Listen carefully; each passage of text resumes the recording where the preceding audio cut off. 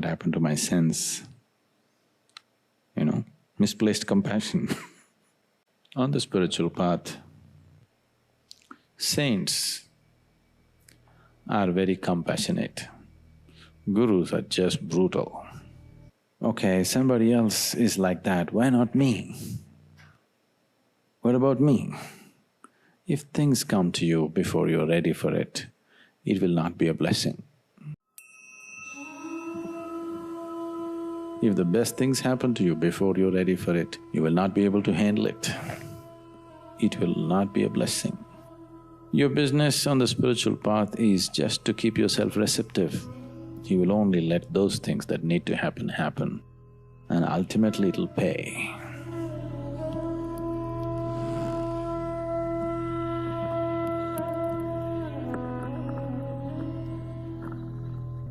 Once, there was a yogi in South India, and he lived in a cave in the mountains. He was doing his sadhana and living there by himself. There in the cave,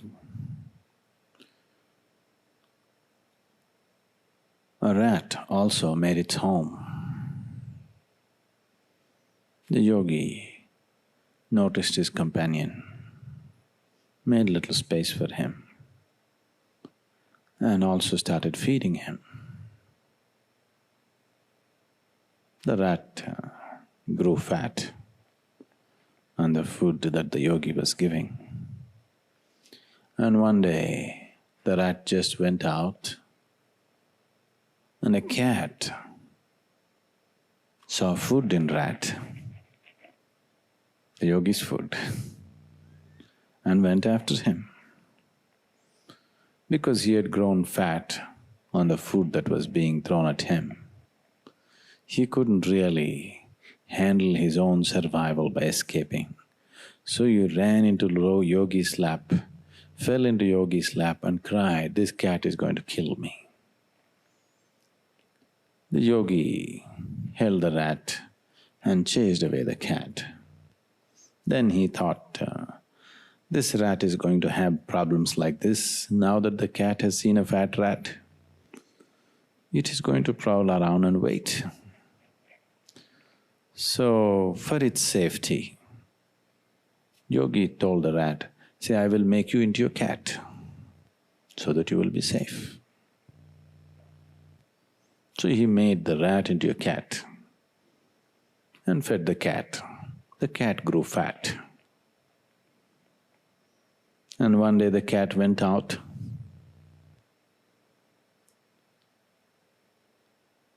A hunting dog saw this cat and went after him. Once again, because the cat had grown fat with yogi's food, he is not able to handle his own survival. He ran straight to the yogi and fell in his lap and said, "The dog is going to kill me."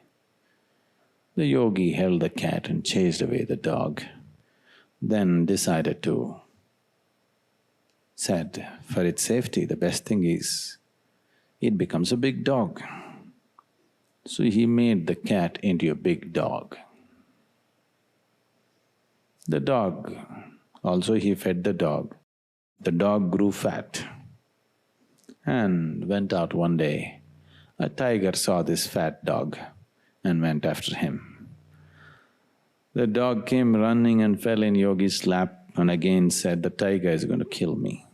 The yogi chased away the tiger and said, "I will make you into a tiger so that you have no such problems." He made the rat, which was a dog right now, into a tiger. So he became a tiger and yogi continued to feed the tiger. The tiger went about in the forest. He enjoyed it. If he just growls, everybody runs. He just enjoyed being a tiger, but it started bothering him. Everybody in the forest thinks I am a tiger. The secret that I am actually a rat, only the yogi knows.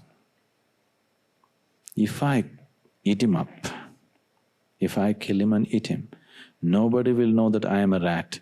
Everybody will really think I am a tiger.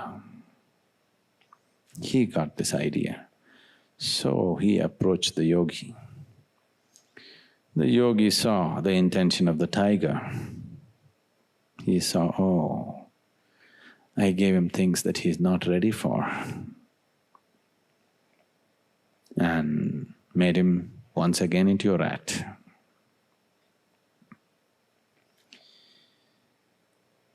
These things are constantly happening in your lives.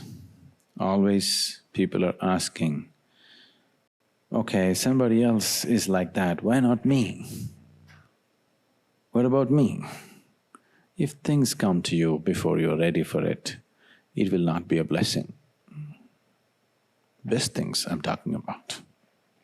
If the best things happen to you before you're ready for it, it will not be a blessing in your experience, it'll become a great difficulty.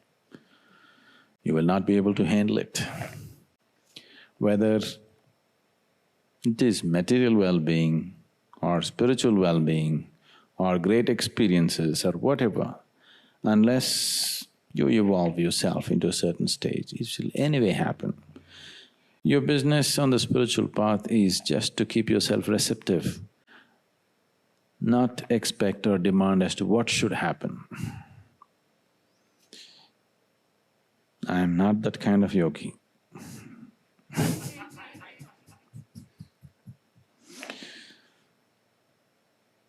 I won't do anything before time. But if something comes to you before your time, it will not be a blessing. So the best thing is always just to keep yourself receptive and do what you have to do. What has to happen will anyway happen. In India we have this practice, especially if you plant a mango tree. The second year itself, mango tree will flower. If you let it be, it'll become full of fruit. The plant will be only this much.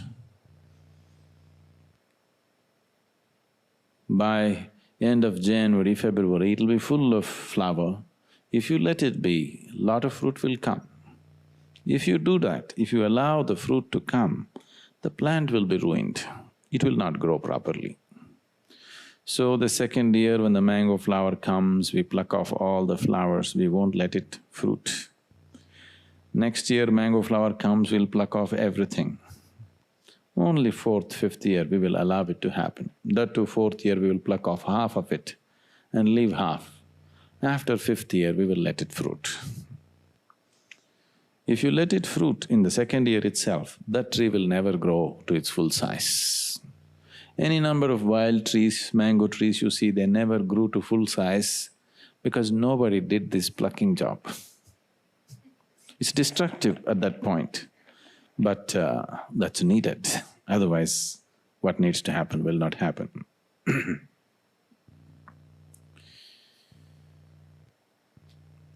These misplaced, people who are loaded with morality, some of you, you have too much of misplaced compassion. Many years ago, when I was in the farm, the bulls or the bullocks which are used for work, both for ploughing and for the bullock cart, which is in India still about 45 to 50% of the cargo in India still at some stage travels on a bullock cart, if you don't know this. There are trucks, there are trains, there are everything, but still 45 to 50% of the cargo in India still travels on a bullock cart, at least in its early stage, from farm down to the market somewhere. So every farm has bulls and carts, this is normal.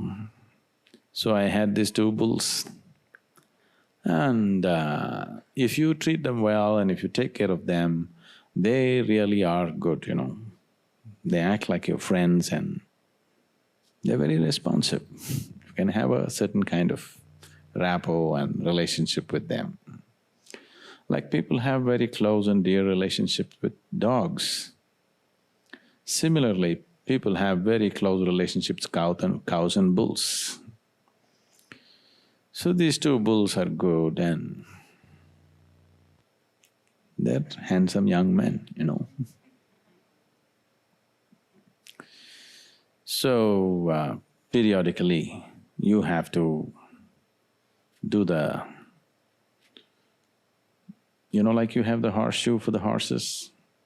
Similarly, a similar shoe, actually a horseshoe of a slightly different size, also goes into the bull's toes. The way it is done, with the horses you can do it, have the horses standing and do it. With the bulls it's not possible to do that. They have to put the bulls down on the floor and it's quite a terrible affair when it's being done. I just saw this whole… A couple of times this guy came and did it, and the way he was doing it, I thought, where is it needed? I have stopped using the cart. My bulls won't go on the road. It only walks on the, unpaved surfaces. So I thought, don't want this horseshoe for my bull. There's no bull shoe. Okay.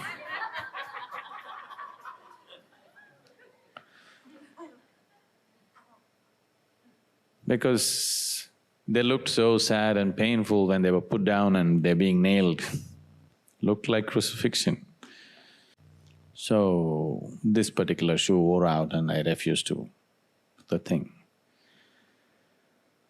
That guy comes periodically, once in 2 months, he wants to put a new shoe, that's his livelihood. He came again and again, I said, no shoes. He said, it's not good. I said, it doesn't matter. Then I found, after 8 months, my bulls were in such a bad state. Their toes spread out like that, and they were really suffering because I had not put the shoe. Then I thought, what happened to my sense? Misplaced compassion. If the shoes were there, even if it goes through half an hour of pain, then they will be fine. Now to avoid that half an hour of pain, now they're all the time painful. It took a lot of work and in many ways, this decision curtailed their life itself. So, on the spiritual path, saints are very compassionate. Gurus are just brutal.